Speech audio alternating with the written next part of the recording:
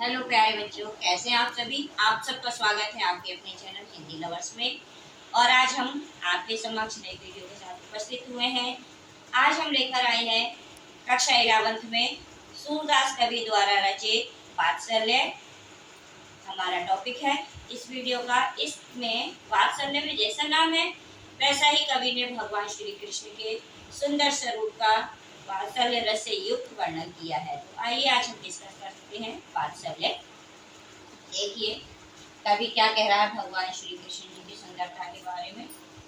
हरिजू की बाल छवि कहो बरनी, सकल सुख की कोट मनोज शोभा हरिणी। भुज भुजंग सरोज नैन, वदन विदुचित लरिणी। रहे विवरण सलिल नभ उपमा, ऊपर दुर्धरणी। मंजू में चक मृदुल तनु, अनुहरत भूषण भरणी।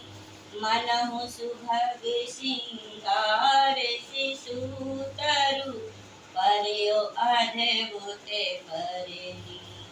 चलत पद प्रतिबिंब मणि आंगन, घोटर वन करनी। जलज संपुट सुभग छवि भर, लेति उर जनु धरनी। पुण्य फल अनुभवति सुतहि, विलोक के नंदे घरनी। सूर्य प्रभु की पुरवसी की लखनी, ललित लरखनी। तो इस पद में जो कवि हैं उन्होंने भगवान श्री कृष्ण जी की सुंदरता का वर्णन किया है और कहते हैं हरिजू, हरि मानी भगवान, जू मानी जी, भगवान जी की मानी की, बाल मानी बाल, छवि मानी सुंदरता, रूप कहो मानी कहता हूँ, वर्णी मानी वर्णन करके, सकल मानी सभी, सुख मानी सुख, की मानी की, सीम मानी नील सीमा, कोटि मानी करोड़ों, मनोज मानी कामदेव, शोभा मानी सुंदरता, हरणी मानी हर लिया है या छीन लिया है या चुरा लिया है। तो यहाँ सूरदास कवि कहते हैं कि आज मैं अपने प्रभु की बाल स्वरूप का, उनके छोटे से रूप का वर्णन करके कहता हूँ। मैं अपने भगवान जी के जो शिशु अवस्था है, जो बाल्य अवस्था है, उसकी सुंदरता का वर्णन करके कहता हूँ। सकल सुख की सीम कोटि मनोज शोभा हरणी।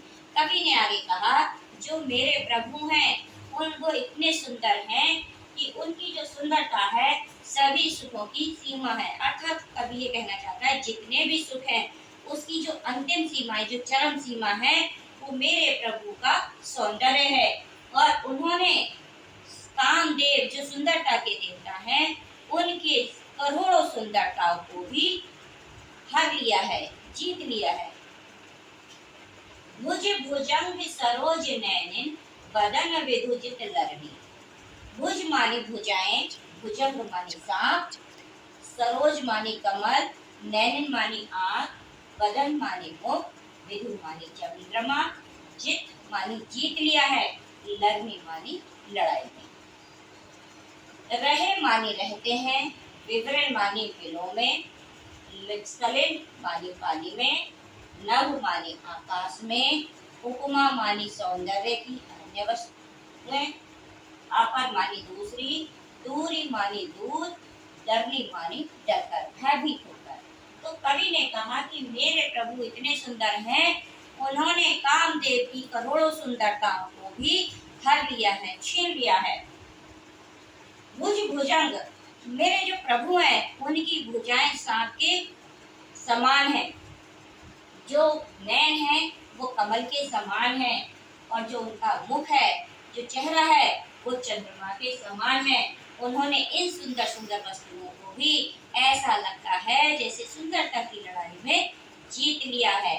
तो कवि ये बता रहा है ये जो चंद्रमा था, जो कमल था और जो सांप था भुजंगमाली सांप, वो अपने असल आप में सुंदर थे, लेकिन जब मेरे प्रभु से इनकी तुलना की गई तो मेरे प्रभु ने सुंदरता की लड़ाई में इन सारी वस्तुओं को भी, चंद्रमा को, सांप को और कमल को भी हरा दिया और इनसे सुंदरता की लड़ाई को जीत लिया।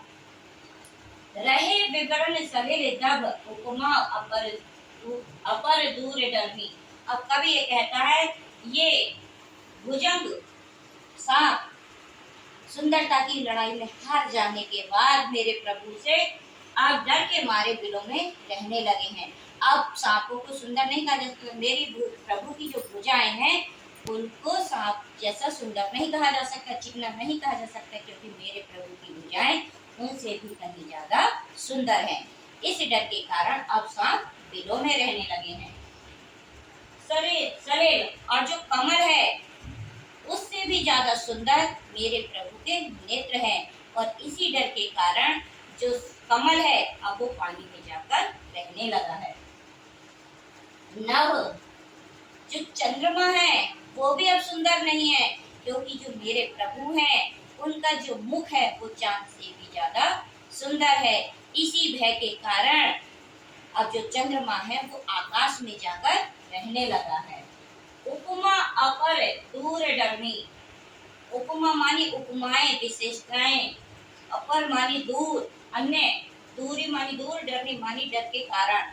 तो कवि ने कहा संसार की और अन्य दूसरी सुंदर वस्तुएं जो थी वो भी डर के मारे अब दूर दूर रहने लगी हैं। अभी सभी भयभीत हो गई हैं। अब कोई ऐसा नहीं है जिनको मेरे प्रभु की सुंदरता के समक्ष रखा जाए। इस संसार में सबसे ज्यादा सुंदर मेरे ही प्रभु हैं। मंजू मेचक मृदुल तनु अनुहरत भूषण भरणी मनहु सुभग श्रृंगार शिशिर तरु पर्यो अद्भुत पर। मंजू मानी सुंदर, मेचक मानी सांवला या काला, मृदुल मानी कोमल, तनु मानी शरीर, अनुहरत मानी उसी के अनुरूप या उसी के अनुसार, भूषण मानी आभूषण या गहने, धरणी मानी धारण किए हुए हैं।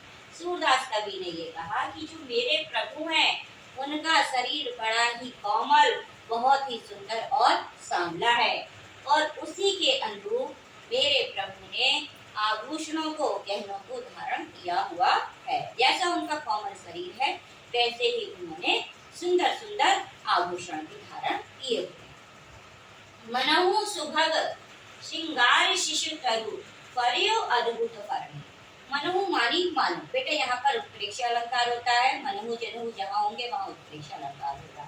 तो मनहु मानी मानो, सुभग मानी सुंदर, श्रृंगार मानी श्रृंगार, शिशु मानी छोटा सा, तरु मानी वृक्ष, पर्यो मानी लहरा रहा है, अद्भुत मानी अनोखी, परनी मानी फहराना या झूमना।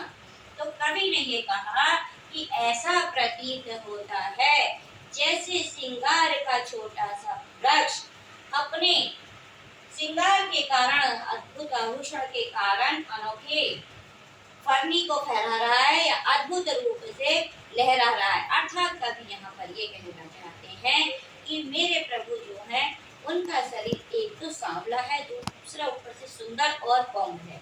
उसी के अनुसार उन्होंने आभूषण धारण करे हुए हैं, तो उन्हें देखकर ऐसा लगता है जैसे सुंदरता के छोटे से पेड़ ने अनोखे अनोखे आभूषण रूपी फलों को धारण किया हुआ है। ऐसा लग रहा है सुंदरता रूपी एक वृक्ष है और उस पर अनोखे गहने रूपी फल लगे हुए। चलत पद प्रतिबिंब मणि आंगन घुटरवन करनी, जलज संपुट सुभग छवि भर लेते पूरे जन्म धरनी। चलत मानी चलते हैं, पद मानी पैरों से, प्रतिबिंब मानी परछाई, मणि मानी मणि, आंगन मानी आंगन, घुटरवन मानी घुटनों के द्वारा, करनी मानी करके।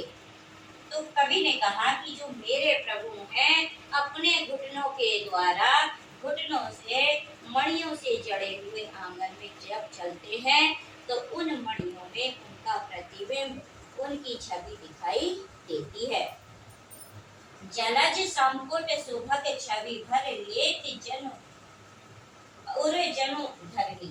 जलज माने कमल, संपुट मानी दोना, सुभग मानी सुंदर, छवि मानी स्वरूप को, भरी मानी भरकर, लेत मानी लिखी है, उर मानी हृदय में, जनु मानी जानो, धरणी मानी पृथ्वी माता।